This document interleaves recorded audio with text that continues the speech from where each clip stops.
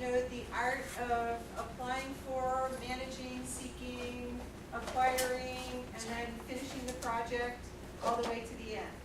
It's really an art form. And it takes practice like any art form, right? If you want to get good at something, you practice it. So I'm going to go over, how many of you have ever written a grant proposal or been involved in a grant proposal writing project? Not, yes, what? Wait, I can't hear you. Sorry, I think we're all writing it. They're all writing. Oh, no, it doesn't count. Outside of this class. Outside of this class. Probably not, but Okay, that's okay. so this should really help a lot, I think. I've trained, I could say, thousands of people to write grant proposals, including librarians, artists, musicians, filmmakers, social service organizations, philanthropic people who are in philanthropy, health and human and race relations issues. So I've been involved in all of these kind of grant-seeking things. And as a clarinetist, I would say to you that if I can do it, and my degree is in clarinet performance, my master's is in nonprofit management, that any of you can do it. Would we agree with that? Yes? And I was a terrible writer. So it really doesn't have to do with writing. You can get better and better and better if you have good editors. It's about the strategies that you use and how you approach these opportunities. Okay? So, we're going to go through these. These are the objectives that we have for today. I want to create context for you. I want to give you a sense that you understand what this field is all about.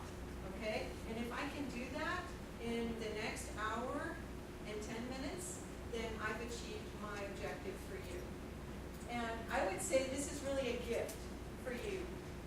Most people are not going to share all their strategies and all of their tips and tricks with other people who will be potential competitors. But I don't believe in competition as a negative thing. I believe it is a positive thing that just makes us better human beings. I'm going to skip that slide. So these are the reasons why proposals are important. Just look over this slide for a minute. Can everybody see? Or should I make it bigger? No response. Wake up, guys! We have a copy. You have it? Yes, they have a copy. Okay, it helps me because I can see what's coming up.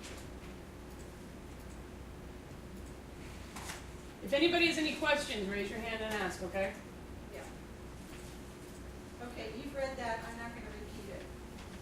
This is really the cycle of how you become a good grant application or proposal preparator. Because that's what you're doing. It's not really grant writing. It's grant application preparation, okay? Which is two different things. Writing is writing, and preparation and planning and strategies and budgets and all of that is really the container that I want you to think about, not just grant writing, grants preparation. So the first step you do is research. Research, after you have your idea, you have an idea. You're going to research who funds that. Who funds these kinds of ideas? For instance, the Gaming Against Plagiarism, does anybody know about that proposal? Yes, you all know about it. Right. All nod your head. Okay, so we had this group of librarians who were interested in preventing plagiarism. In one of these workshops that we did on training people to research grant opportunities, one of the participants found that NSF had a category for ethics. Ethics and science, okay? So then, and these are science librarians. So now we see some synchronicity, right? Then we looked at the guidelines and realized that if we came up with an innovative way of teaching and preventing plagiarism, that it would qualify under this opportunity. So we missed the first year because the deadline was too close, right? The next year we were ready and we applied and we got it. Even though the evaluations were not so great, meaning they didn't really think our idea was feasible, they fully funded it. We weren't the top ranking proposal either. But the top ranking one didn't get full funding. We got full funding. I think we So, and it was our first try. So you just never know what's gonna happen, so you need to make sure you're researching your idea. Who funds this? And then you're gonna plan your idea based on the research that you get. Then you're gonna organize your idea with your people, etc., everybody who's gonna work with you on this. Grant preparation is not a solo art form. It is a collaborative art form. You cannot do it by yourself. If you're planning to write this proposal by yourself, and you don't use an external editor, or have somebody else read it, or have 5 people read it, then you're in trouble. The second thing you have to do is when you write your proposal, read it out loud. Read it out loud. The best way to edit anything is to hear it auditorily and realize that what you've said in writing doesn't make sense when you hear it. I have my students who now are getting trained to work with me. They have to read everything out loud before they send it. All their emails, anything that they prepare as a document. In their office with the door closed, okay? So that's what you should be doing when you're creating a document, is you should read it out loud. And then you, after you've organized it, you're writing and you're answering all the question, and then you submit, get your results, and you start again. This is the practice. It's kind of like the Zen of grants preparation. So why don't people write proposals? That's why. But here's the average. It takes 2.7 times of submitting an idea to NSF to get it funded. We're lucky because I actually know how to do this. So I can cut the odds a little bit better in our favor in terms of the ratio of failure to success. But what you do when you submit is you get the feedback from the grant reviewers that tells you how to fix it. And you submit again. And then you get more feedback. So what's the most valuable part of this experience? What? The feedback, the learning. Okay, so do we all agree that the best learning is really painful?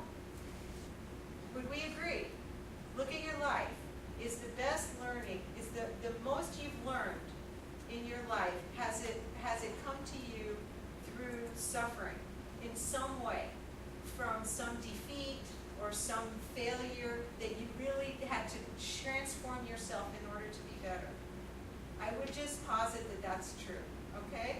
Nobody in this class has ever failed at anything, right? So that's the thing, is if you're not afraid to fail and you see that if you don't succeed, that that's your biggest learning opportunity, because in American society, we don't appreciate this enough, and, but I do. So this is the other reason why people don't write proposals.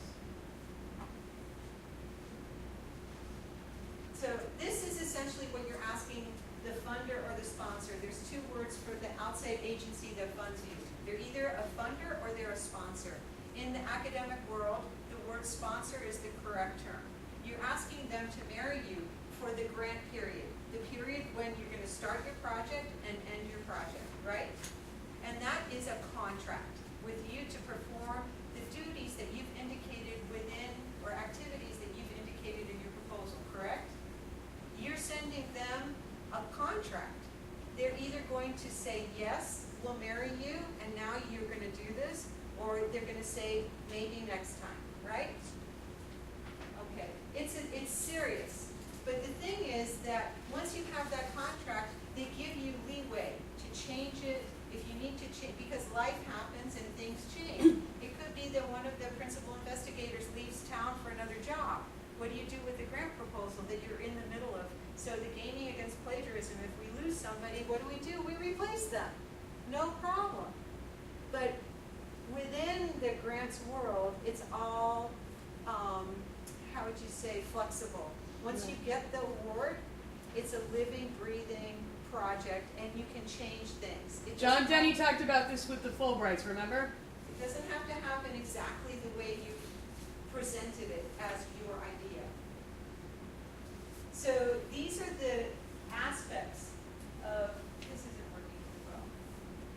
So how can I say view show? Slideshow. If you have select from current slide, the one just to the left of that, yeah. There you go.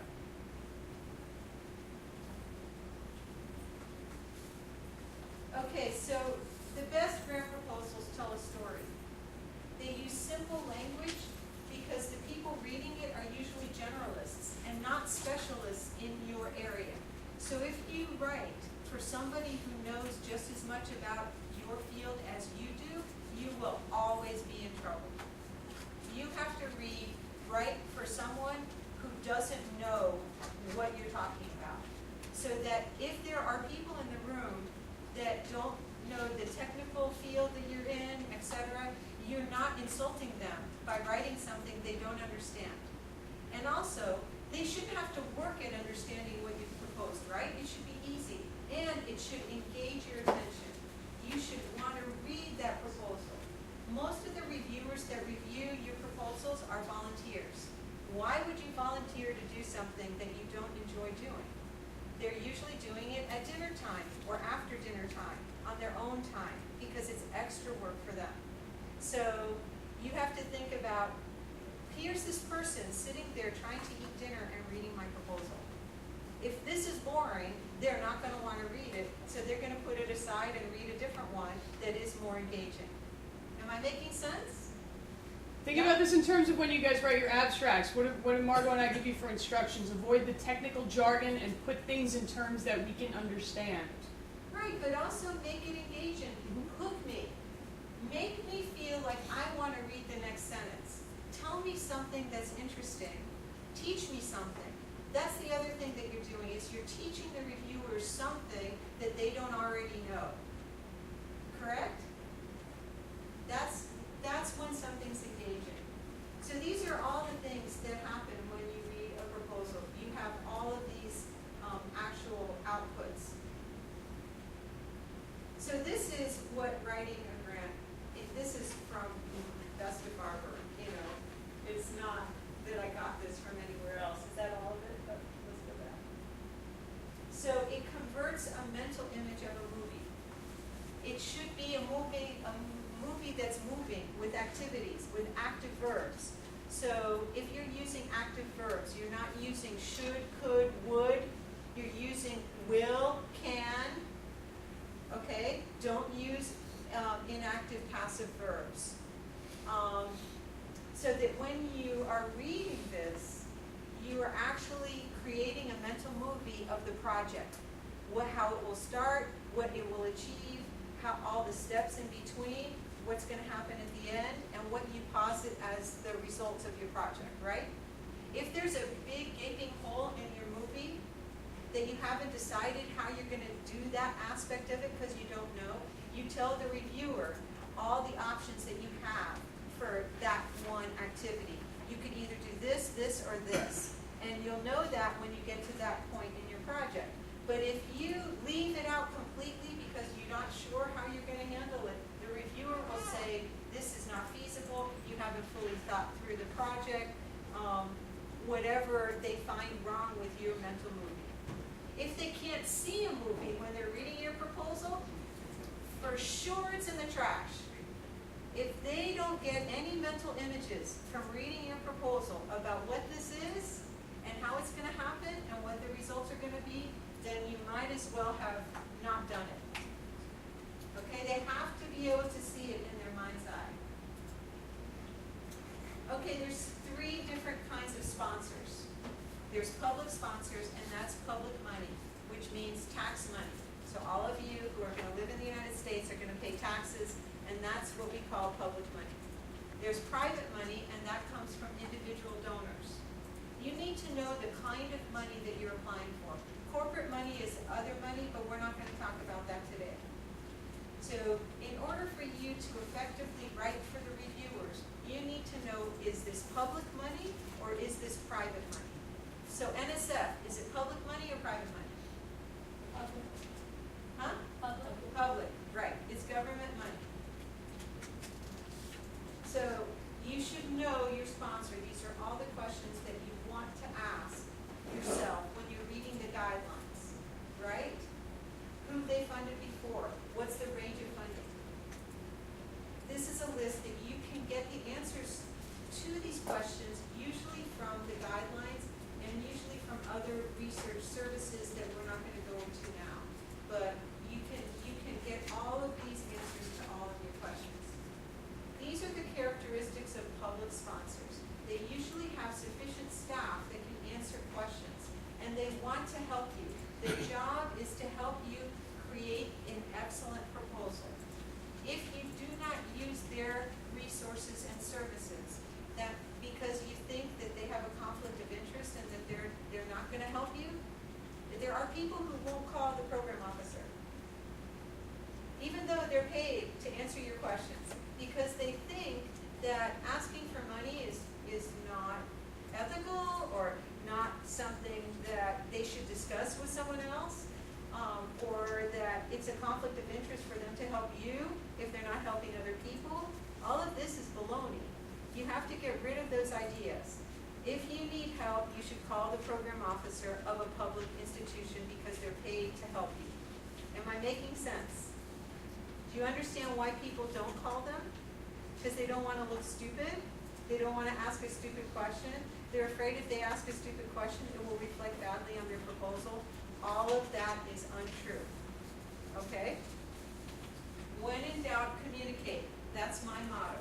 When in doubt of what you're doing, you should be communicating. You should figure out who to communicate to and what question to ask. I'm not seeing a lot of people writing notes, but I hope that somebody is. Private sponsors. Private sponsors generally are foundations, and they have much smaller staff because they don't want to waste their money paying for staff. They want to send their money out into the universe to make stuff happen. So the Gates Foundation, the Ford Foundation, any family foundation that you know about, the Robert Wood Johnson's Foundation that funds health research. Does anybody listen to NPR? Some of these names should sound familiar. So these people prefer to spend their money on actual grants, awards, the MacArthur Foundation. They don't want to waste their money on staff. So they're not going to be helping you. You will have a better result spending your time looking for public money in the beginning because that public money is easier to get. Make sense? Because you're going to have help. And also, they will disclose a lot more information than the private foundations will. You might even find sample grant proposals on their site of winning ideas. So it's much easier. So grants begin, grants, you could say grant applications or grant ideas. I use grants as a modifier, as an adjective, not as a noun. Most people use it as a noun. I try not to. It's either a grant award, it's a grant declination, it's a grant application. Does that make sense? To use it by itself, I think is kind of like not such a high class way of communicating about it. A vision. You need a vision. You need to be able to see what project you want to create or end result you're trying to create. You need an idea or a series of ideas that will get you to that project. And you have to create or understand how your project is meeting a need in the universe in some way. So again, gaming against plagiarism, we had all kinds of evidence of the problem with plagiarism in higher education, especially with foreign students who come to this country with ideas about copying, because in those countries, actually copying a mentor is the highest esteem you can pay them. But when you do that in our country and you don't credit that person, it's plagiarism. And there's all kinds of things and problems around that. So we found all kinds of evidence that, number one, there's no game right now that's a true game, electronic game, that meets the definition of an electronic game out there. There is no game that deals with plagiarism. So we had evidence of that. We had evidence that games change behavior and transform people's thinking. We had evidence that libraries are the best and trusted place to discuss plagiarism. So we used all of this evidence that we got from literature reviews to make our case for why this was a need and why this was a unique solution. These are the things that can happen for you through writing and presenting your ideas. You can create a network of people who are interested in your ideas simply by applying to an agency and by talking to other people about the idea that you have. So once you have a grant proposal secure that you don't think somebody will steal your idea, right? Because sharing creates synergy, creates synchronistic events, shares assets, shares ideas. So, and you might get some seed money to start your idea. A $5,000 award can go a long way at your level of your academic career. You can do a lot with $5,000. If you come to the Collaborating with Strangers workshop, you're eligible for $300, and you can apply for a micro grant. So far, we don't have any applications. So maybe if you show up and do this little application online, you could say on your vita that you got a $300 micro grant for your collaboration idea. And that's what you need for your resume so that you can be employable in the future. Even $300, if it's peer reviewed and it's a competitive application process, you include that in your vita information. You have to figure out whether you're ready to write the proposal or not. You have to write your proposal, right? You don't have a choice. So you have to be ready. But in the real world, if the deadline is unnegotiable, you can't make that deadline because you don't have the people, you have the idea, you have the funder or the sponsor, but you don't have the people. So you have way too many things that you don't have versus that you do have, then you have to wait.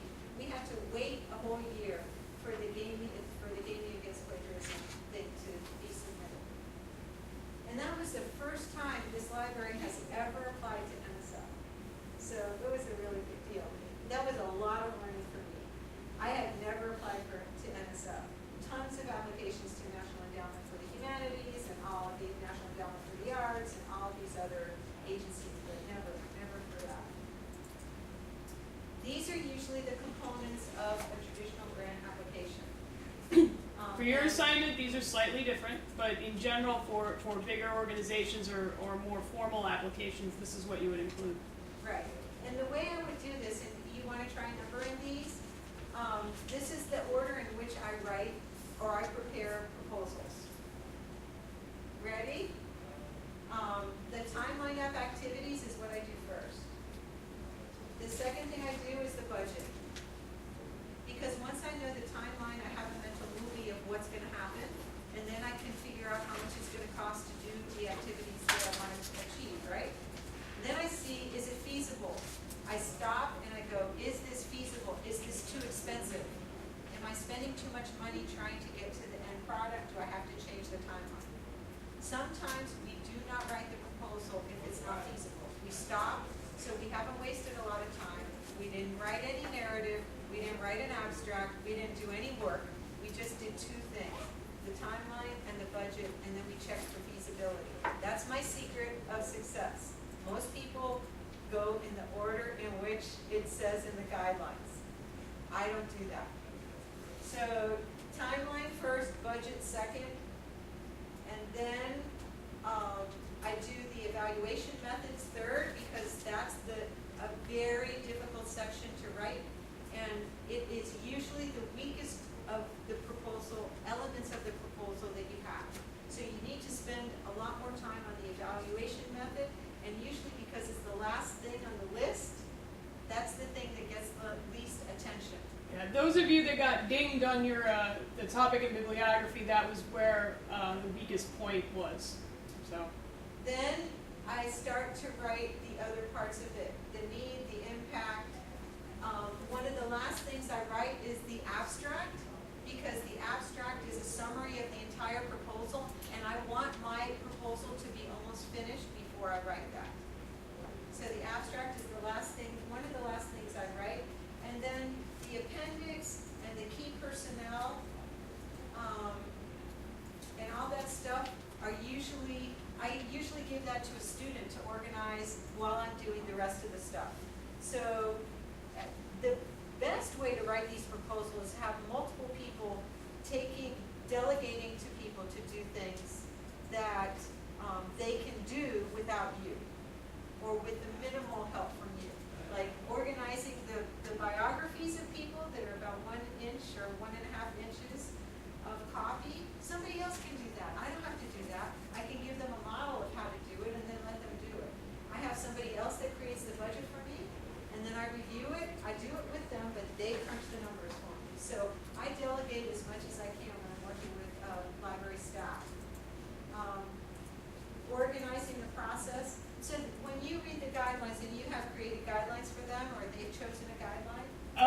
we've given them the most recent NSF guidelines.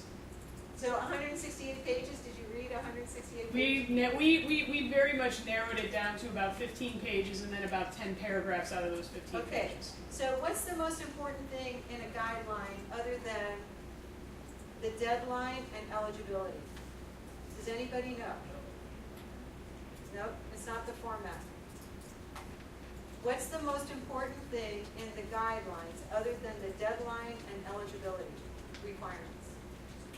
Come on, guess. The budget? No. What? The impacts? No. What else do you read in guidelines? How do people decide what gets funded and what doesn't get funded? What's that called?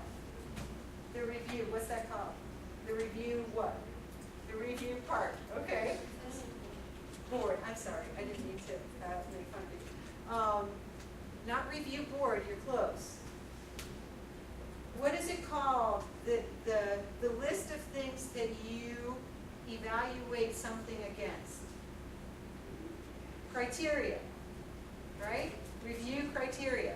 The most important thing in the guidelines is review criteria. Why is that the most important thing?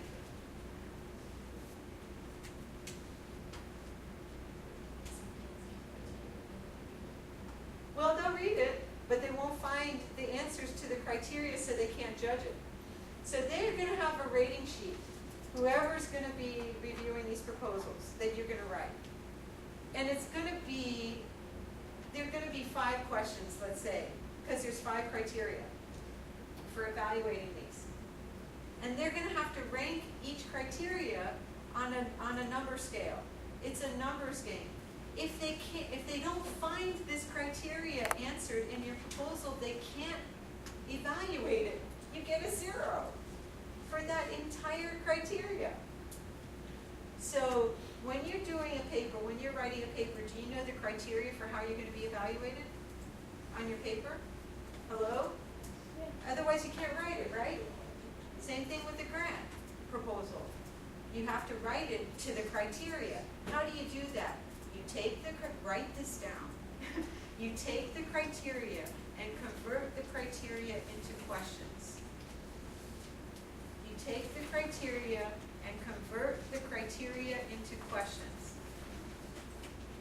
And when you've got that, I think a lot of people here don't have pens or pencils. You have highlighters. So once you have the criteria in the form of questions, you take those questions and you figure out where is the best place to answer those questions, because the guidelines will not tell you where to answer those criteria questions. Keep that in mind. Now, again, according to the assignment that you guys have, Margaret and I have tried to spell this out as explicitly as we could in our assignment. And, you know, as Bess is talking about looking at specific criteria or, you know, review metrics, for example. If you look in your syllabus, pretty much we have told you how to earn every 10th of a point in this class. Okay? So you can think of that as sort of an example criteria saying, you know, how do I know what I need to do? That's your checklist. So let me just say that in most guidelines, the criteria is buried at the end of the guidelines. And people don't see it. So inexperienced grant writers, grant preparators, they prepare their entire application because they follow the checklist that is given to them by NSF.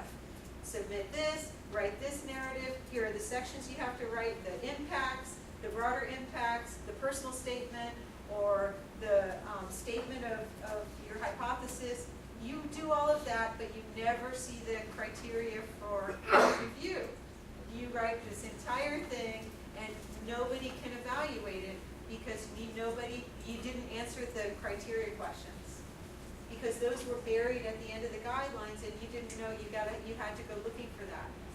Am I making sense? Do you understand now why grants writing is an art? You have to mine your resources. You have to look for what other people don't see so that you can be the strongest competitor and win.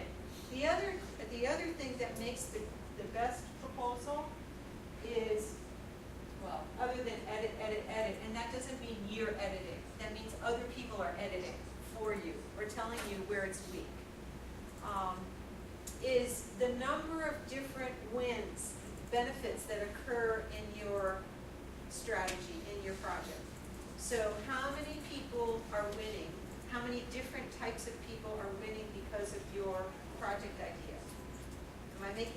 So you have multiple winners, or that people are winning in different ways.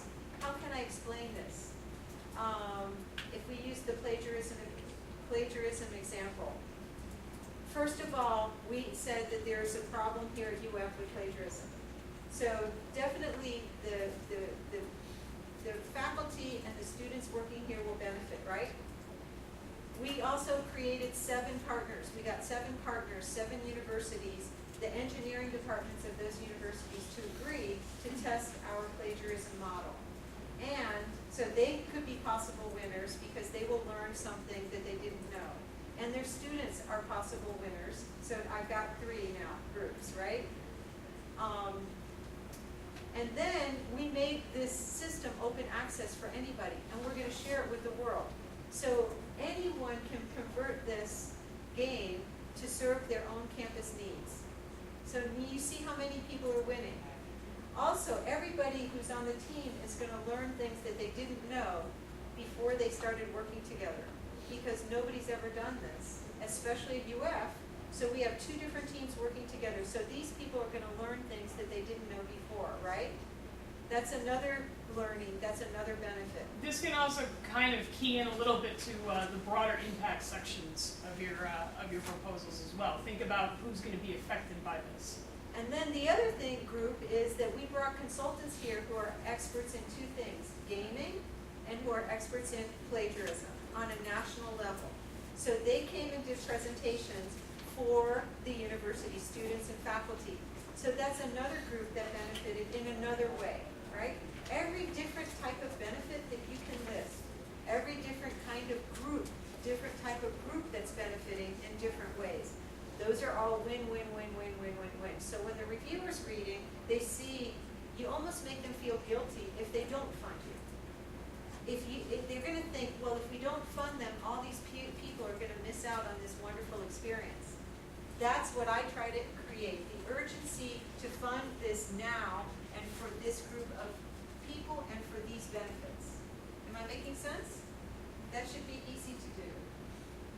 So you want to make the job the easiest for the reviewer that you can.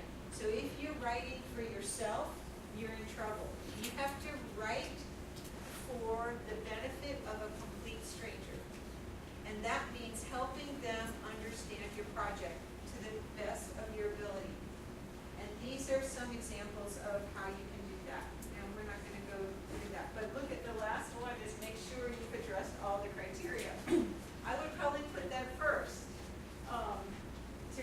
to revise this. Yeah, and just to hammer this home, again, in terms of writing for your reviewers, writing for your audience, I think it would be probably fair to say that Margot and I can be considered your audience. And I know that a number of you are very interested in neuropsychology, neurobiology studies along those lines.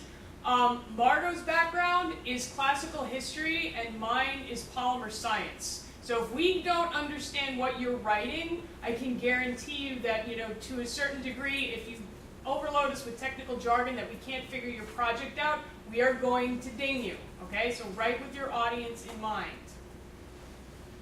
Okay, so this is the website for, my students and I have created a LibGuide on grants and fellowships. It's a gift. Most universities don't have anything like this.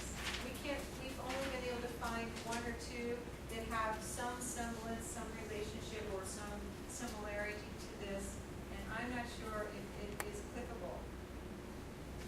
Voila.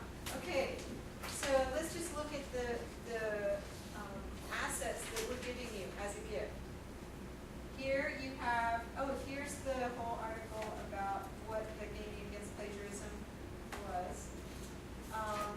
Here you have the databases, all the databases that are available at UF for you to use at no cost, except for this last one. You don't have access to this foundation directory online, but you have access to everything else. Okay, so you can browse this for opportunity. The best database here is the university's newsletter. It's called FYI, and it breaks down all the opportunities by deadline. And the second best one is the IRIS database that the library buys, because it gives you the best search results. And you can actually create an RSS feed that feeds you opportunities and deadlines based on your area of interest. So I would say you should explore this one for sure and this one. But for fellowships, these are for mostly grants. There are fellowships in there. But for does everybody know the difference between a fellowship and a grant award? Yes. Fellowship, like you're working with someone,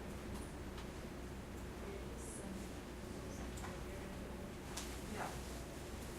You're almost close. Thanks for trying. Anybody else have an idea about what the difference between a fellowship and a grant application? A fellowship is for money for you personally. Sometimes it goes through the university. It's for your personal research. It's for your personal mission. It's for your personal work. It's a very personal thing. There's usually not much of a budget that you have to do for a fellowship. You're really writing about your passion and your interest and your research interest and your hypothesis and it's really you. They're investing in you as a person, as a human being with potential. A grant proposal is not just about the individual principal investigator. It's about the project as a whole. It doesn't matter eventually who does it, but it's more in line with the university's goals and mission and the research area of the people involved. So one is very personal and one is less so. So if you look here, find student funding under this tab right here, we've done you a great favor and we've been collecting fellowship opportunities. You click here on the deadlines and Kirtana, who's Rajan, she's a graduate student in electrical engineering and she's my student filming this today. She's done this, prepared this for you. This is your table of contents for all of the awards that we found. How far does it go? And then it's annotated. So, number 5, Kennedy Research Grants. It gives you the deadline. It gives you the award amount. It gives you the eligibility. It gives you a synopsis of what it is. If all of this clicks with you, then you go to the link. Don't go to the link if it doesn't click because you're going to be lost. You're going to spend hours looking through this link for no reason, right? So what we're trying to do is save you time. The one thing that is the big danger about grantsmanship is wasted time. If you waste your time and you waste others' time, you won't be in the business of grant writing. I will guarantee it. But if you're smart and you're strategic and you do what I tell you to do, just read what you need to read and say, no, that's not for me, no, that's not for me, no, oh, this one's for me. I'm going to go and look and see what else would either discount me as an eligible applicant. That's what you're looking for. You're looking for anything that would cause you to be declined, right? So if it doesn't match up perfectly, go to the next one, go to the next one. There's plenty of money out there. You just have to know what you're doing, and you have to do it in a way that's smart and doesn't waste anyone's time, including your own. And just a real quick note with regards to fellowships, if you think this stuff is just way out there. Again, how many of you are thinking about going to graduate school? Okay. When I had started graduate school, I know that, and I'm pretty sure that this was a while ago, but I'm pretty sure this program is still available. There were some incoming graduate students that came in with their own money. They had NSF graduate research fellowships. If you apply for this as an undergraduate and you get this, you can pretty much choose what graduate school you would like to go to. Because if you come in with funding, as opposed to relying on your department for funding, you pretty much can have your pick of who you want to work with. And in order to get those types of fellowships, having done undergraduate research and starting to think about where you might want to look to apply now, and as freshmen, it is not too early to start thinking about this if you are seriously hell-bent on graduate school. Looking around to find your funding now for these kinds of fellowships, it's not too early. Okay, so just keep that in mind. If you think that this is all for graduate students, or I don't have to worry about this for 3 years, no, start thinking about this now if it's something that you are seriously interested in. So along those lines, every single workshop that I've either attended or sponsored or was a part of has been videotaped since November 2009.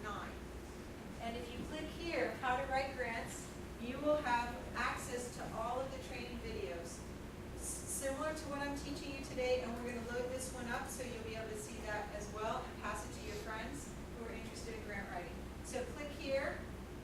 In the beginning, you're going to see the workshops for librarians, but then these are all the workshops that were done with students in the audience and for students. Look at this.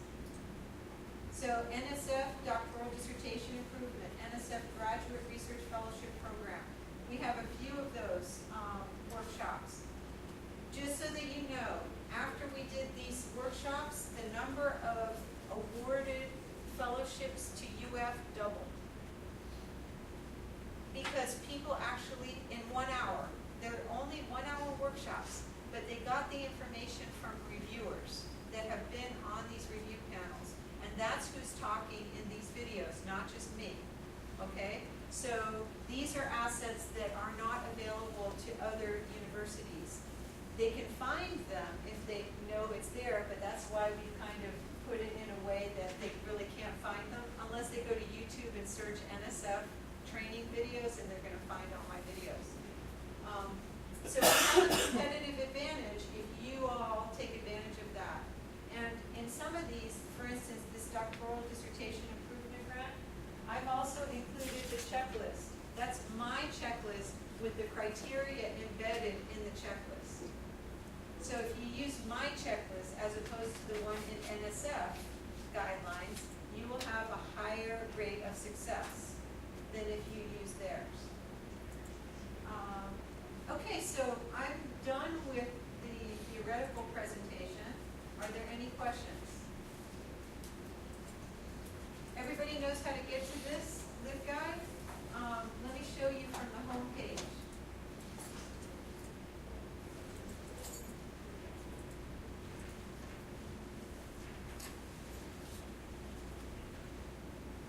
So on the home page, click on the left side where it says using the libraries and go down to grant resources, and that's where it is.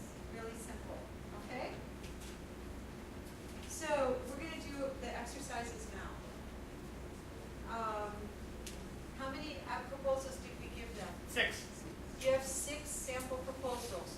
Again, you should consider this a gift, and you should be so grateful that you have access to this. Let me show you where I found these, because we display in the institutional repository all the grants that the libraries prepares, and also we collect grants from fellowship winners, so that people like you can read grant proposals written by fellowship winners. So if you would pay attention here, I'll show you how to get to those grant samples. So you're on the home page of the libraries, and you click on Libraries and Collections, right? And down at the bottom, you're going to see UF Digital Collections. We all know about the IR, right? It's IR. You get here and you scroll down, and you click on IR. And then you see this list of content, and it says Grant Proposals. And you click on Grant Proposals, and you click All Grants in the IR, and voila, you have all the conference proceedings, all of the videotapes, and all of the grant proposals that are now living and breathing within the IR. Okay, so this is where we found and secured the samples that we have today. So let's get the one out about linguistics. It's Christy Galt. If you can find that one. Yeah, it looks like this. Okay, now before you start, you have your highlighter. This is the exercise. You're going to have, I'm going to give you 5 minutes. 5 minutes to quickly read Christy Galt's proposal while you're reading, because I want you to feel like a reviewer. A reviewer is only going to give your proposal about 10 minutes, okay? While you're reading, you're highlighting the hooks. It's a sentence that hooks you into wanting to read the proposal, okay?